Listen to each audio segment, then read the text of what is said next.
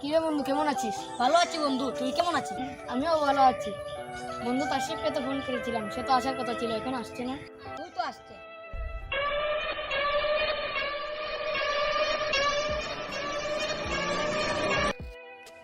কেমন আছিস বন্ধু? ভালো আছি, তোরা কেমন আছিস? ভালো আছি। চল আজ আমি তোদেরকে খাওয়াবো।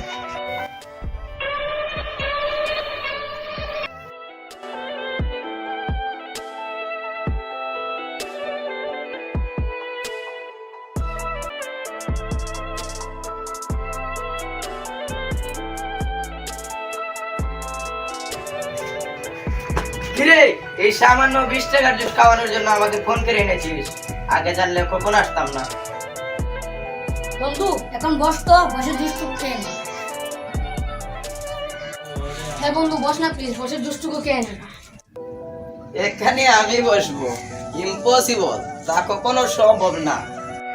চেয়ার টেবিলে তো আমার চাকর বাকরই বসে না, আর আমি বসবো?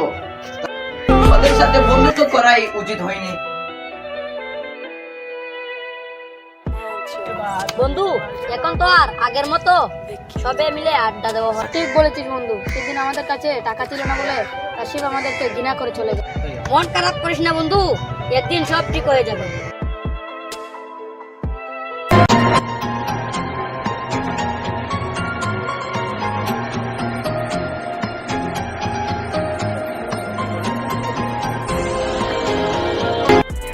হ্যালো বন্ধু, আমার সাথে দেখা করতে পারবি আমাদের সেই মাঠে?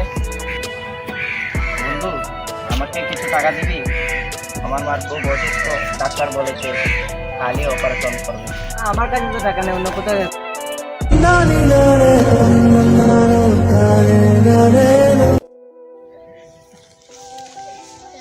বন্ধু, তোর কাছে তো অনেক টাকা আছে।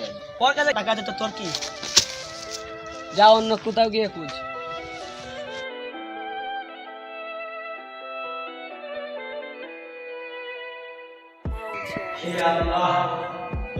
আজ আমার জন্য আমার মাকে দুনিয়া থেকে চলে যেতে হচ্ছে, কিন্তু আমি কিছুই করতে পারছি না।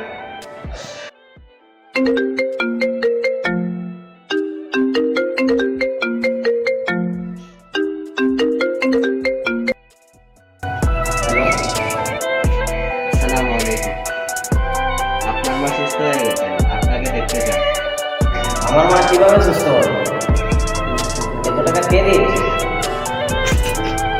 500 টাকা দিয়ে চলে গেছে। তাদের কাছে পরিচয় জানতে চেয়েছি, কিন্তু তারা পরিচয় না দিয়ে আমাকে এই কাগজটা দিয়ে চলে গেছে। এই যে ভাই, এই কাগজটি 2 জন লোক দিয়েছে আপনাকে দেওয়ার জন্য।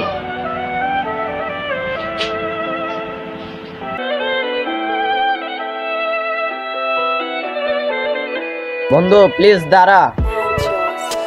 বন্ধু, আমাকে থোড়া ক্ষমা করে দে please. I am really sorry.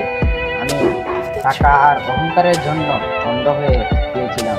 সত্যিকারের বন্ধুত্বের মূল্য দিতে পারিনি। ক্ষমা করে দে প্লিজ।